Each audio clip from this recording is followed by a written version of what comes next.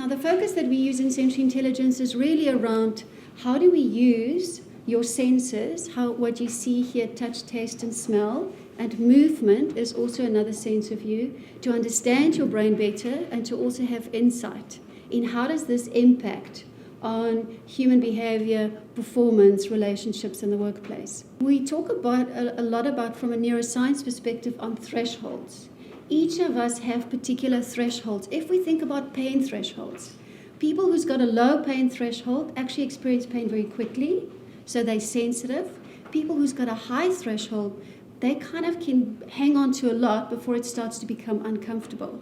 Now, we have a certain kind of threshold for each of your sensory systems. And this is uniquely part of our genetic wiring and how we are made up and how the brain is actually wired. So to give you a little bit of an example for that, if we look at the visual system, who of you, for instance, would have your calendar just one day versus a whole month?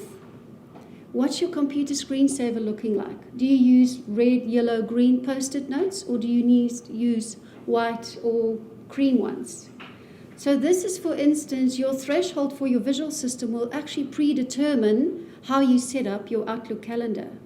If we look at the auditory system, are you sitting next to electronic noise? Do you have a radio on in your working environment? And then there's certain people that hate the radio on in a work environment. So if we look at noise levels in any kind of work environment, it's quite a strong and a very powerful deterrent of relationships. It impacts how comfortable people feel, and it creates a lot of conflict in the workplace, by the way. If we look at the tactile system, the touch system, your skin system, this is our social sense.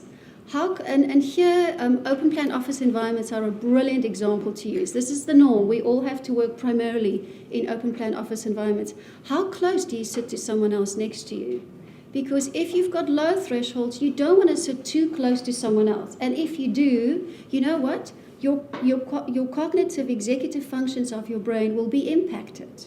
You won't work as well because primitively your brain isn't in a good comfort zone.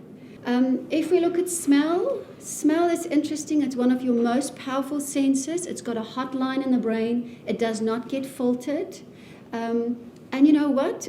I'm the one that's allowed to talk about body odor in open plan office spaces and how that really does impact people's attention, their level of distraction, and how comfortable they feel.